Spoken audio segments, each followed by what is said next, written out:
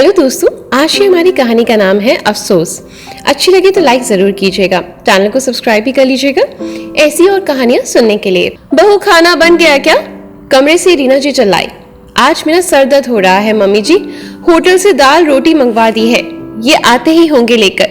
Sir पकड़कर सामने से आती हुई पारुल बोली, अरे भैया बाजार का खाना मैं नहीं खा सकती, मुझसे नहीं चलता है। बहू तुम तो रहने ही दो, जब देखो तुम्हारी तबीयत ठीक नहीं रहती, मुझे तो घर का बना शुद्ध खाना ही चाहिए। गुस्से में आकर रीना ने जवाब दिया, मम्मी जी अभी दवाई खाई है, अभी खिचड़ी चढ़ा दूंगी आपके लिए। कहकर पारुल अपने कमरे में लेटने चली गई। पारुल को माइग्रेन की समस्या थी, हर महीने उसको ऐसे ही सर दर्द होता था। ऊपर से ऑफिस, घर, सब जगह की जिम्मेदारी के साथ उसको थकावट भी बहुत ज्यादा हो जाती थी। पर रीना जी ने उसकी दशा पर कभी अफसोस तक नहीं जताया। जब कभी घर में रसोईया रखने की बात आती तो रीना जी जात पात का नाटक लेकर बैठ जाती कि मैं सबके हाथ का बना खाना नहीं खा सकती, खाना तो बहू ही बनाएगी। तभी थोड़ी देर में पारुल का पति मनोज आ गया बेटा तू, तेरी बीवी ने आज फिर से खाना नहीं बनाया, ये हर महीने का इसका नाटक है। मैं कहती हूँ पैसा फालतू का है जो ये होटल के खाने पर उड़ाती है। अरे घर में पकाने में इसको आफत क्या आती है भला।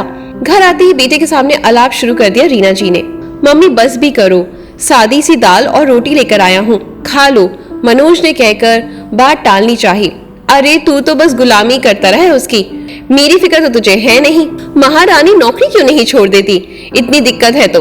रीना जी का पारा तो अभी भी 7वें आसमान पर था। अपनी मम्मी की बातों को तूल न देकर मनोज पारुल के हालचाल लेने के लिए अंदर कमरे में चला गया और बोला, पैसा कमाना आसान नहीं होता, सहायता के लिए एक रसोईया चाहती है तो वो भी आपको मंजूर नहीं, ऐसा कैसे चलेगा।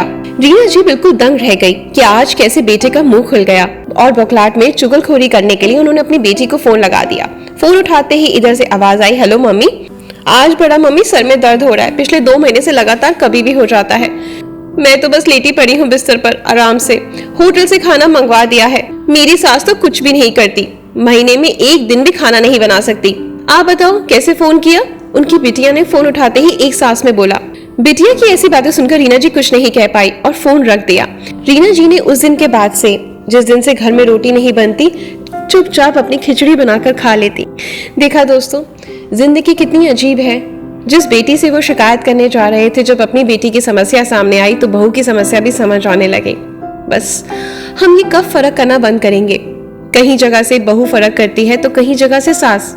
मैं ऐसा नहीं कहती कि सारी सासें बुरी हैं, ये सारी बहुएं, लेकिन मिलजुल के ही घर बनता है। और जब घर में आपस में मनमुटाव होने लगे ना, तो घर भी नर्क बन जाता है। क्या फायदा अपनी जिंदगी खराब करने का। बस मैं तो यही कहना चाहूंगी कि आपस में मिलकर रहें, खुश रहें, जिंदगी आसान हो जाएगी। पता नहीं कितने दिनों की है, कब हमारी आखिरी सांस हो, और जाने से पहले कम से कम ऐसा तो बन के जाएं कि दुनिया याद करे। आशा करती हूँ आपको मेरी कहानियाँ पसंद आती होंगी। ऐसा ही कुछ और नया देखना चाहते हैं तो हमारे चैनल को सब्सक्राइब करें, वीडियो को लाइक और शेयर जरूर करें।